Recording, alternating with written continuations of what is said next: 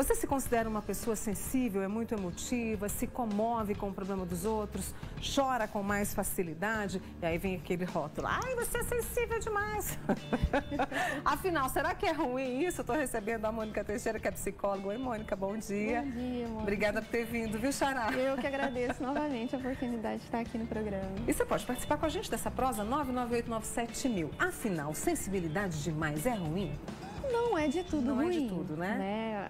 A sensibilidade com as sutilezas, com as pequenas coisas da vida, ela se torna positiva, né? A sensibilidade, ela se torna patológica quando eu não sei lidar muito bem com o que eu estou sentindo. Então, eu esperar demais do outro aquilo que eu sinto, porque o que a gente sente tem muito mais a dizer sobre nós e não sobre o outro. Então, quando essa sensibilidade, essa emotividade se torna possessiva em esperar demais do outro, ou em não querer demonstrar muito aquilo que teria para demonstrar numa situação cotidiana por medo dos julgamentos alheios.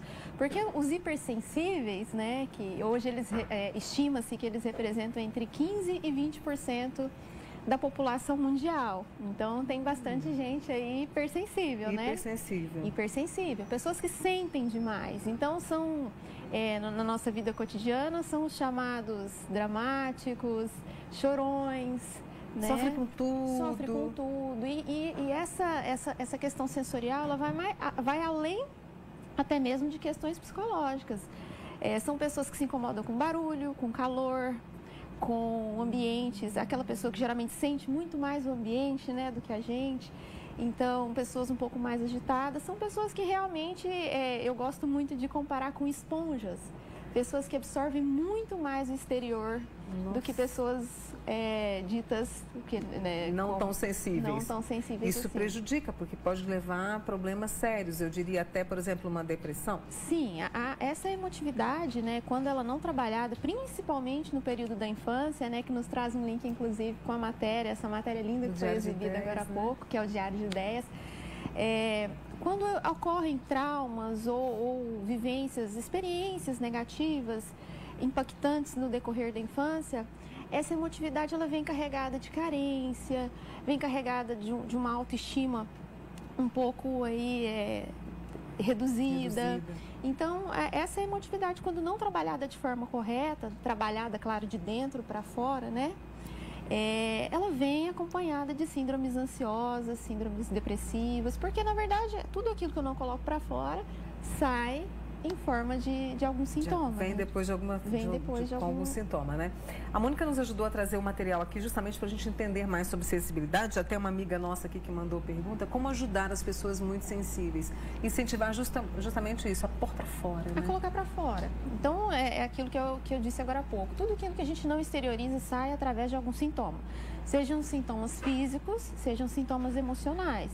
E é como eu disse, a sensibilidade ela não é um defeito, mas a partir do momento que essa sensibilidade começa a atrapalhar a minha vida, começa a atrapalhar as minhas atividades diárias de vida, eu preciso ligar um alerta e entender o que é que está lá dentro que eu não estou conseguindo exteriorizar de forma correta.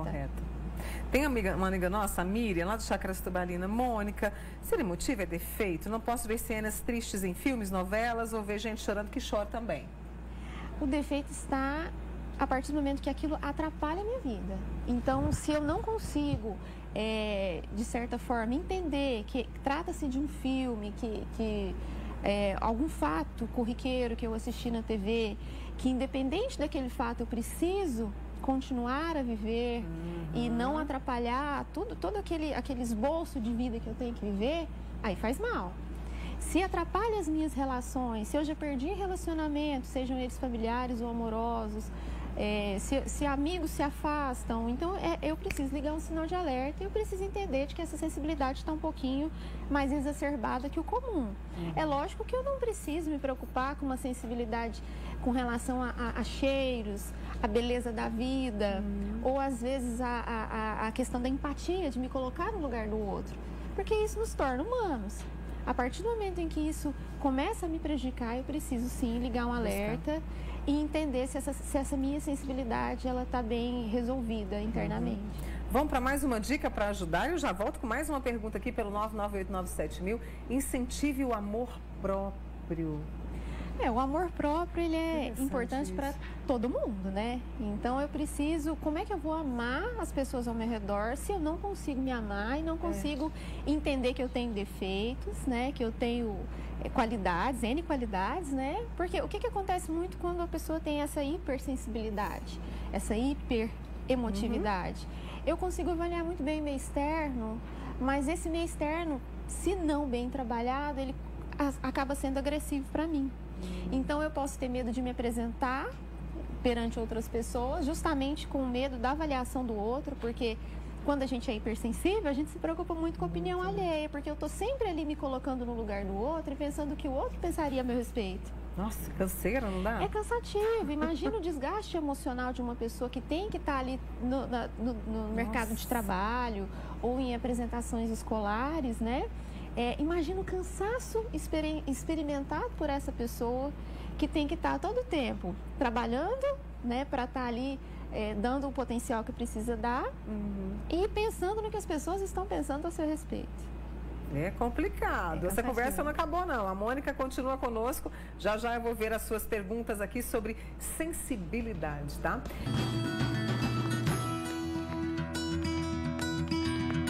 A gente está discutindo sobre as pessoas muito sensíveis. A Mônica Teixeira, psicóloga, está conosco. E eu aproveito para trazer essa questão do teatro, porque a Cidinha disse o seguinte: eu sou uma dessas pessoas, só que eu ponho para fora, não resolve nada.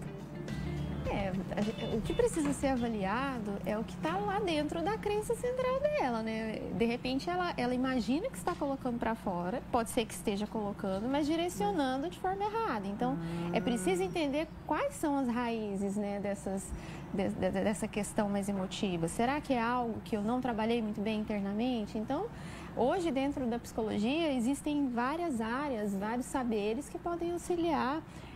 Inclusive com o apoio aí do teatro, né? Que a arte ajuda, né? A arte ajuda. Então, a arte, ela tem um papel fundamental dentro dessa expressão da emotividade, né? Tem coisa mais bonita do que se expressar suas emoções através de uma poesia, de uma pintura, né? E o Uberlândia, hoje, nós temos projetos muito bacanas nesse sentido que possam auxiliá-la nesse sentido. Viu só? E tem mais ajuda para quem é muito sensível e a Mônica discute com a gente aqui hoje. Vamos lá. Coloque limites? Isso. Essa questão do limite, ela é mais voltada para quem convive com esse hipersensível, né? Porque a pessoa, quando não muito trabalhada essa questão da sensibilidade, ela pode se tornar, por vezes, ciumenta, carente, buscando no outro aquilo que venha para preencher um vazio que é dela, um vazio interior. Então, é importante que pessoas, familiares, amigos que convivam com essa pessoa saibam também impor limites. Até mesmo para que seja um sinal para que essa pessoa precise ligar esse alerta e ver que alguma coisa tem que mudar. Então, ligações exageradas a todo tempo, ou então e-mails, ou então visitas inesperadas. Então, é importante que as pessoas que convivem com esses hiperemotivos, hipersensíveis, coloquem limites. Então, agora é a hora certa, agora não tanto. Você não vai precisar de mim tanto nesse momento, você consegue fazer sozinho. Então, isso é muito importante, inclusive para o processo de melhora desse indivíduo. Vamos para a próxima dica que a Mônica Teixeira traz para a gente sobre sensibilidade, incentive o autoconhecimento. Isso é todo dia, não é? Eu todos os dias. Tanto sobre isso, Mônica. Inclusive, eu até faria uma expansão com relação a esse autoconhecimento, não só para as pessoas emotivas, mas para todos. É extremamente importante o autoconhecimento para qualquer pessoa em qualquer situação. Então, como eu vou entender uma situação ou um ambiente de forma clara se eu não sei o que está acontecendo dentro de mim? Então, eu preciso entender quem eu sou no mundo, quem eu sou dentro dessa cultura, dessa sociedade em que eu estou vivendo, dentro dessa família. Qual que é o meu papel? Quando eu não conheço o meu papel, tudo fica um pouquinho embaçado, como se eu tivesse miopia, né? E aí eu colocasse o óculos e visse as coisas com um pouquinho mais de clareza. Né? Então, é necessário esse autoconhecimento para conhecer todo o resto.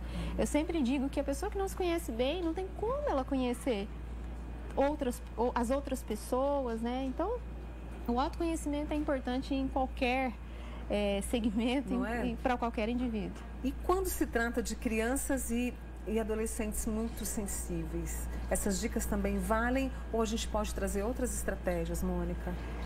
Existem outras estratégias que podem auxiliar, porque crianças e adolescentes são só emoção, né? Então tá tudo muito mais aflorado, tudo mais forte, né? Porque depois, né, em outras faixas etárias, vem o amadurecimento.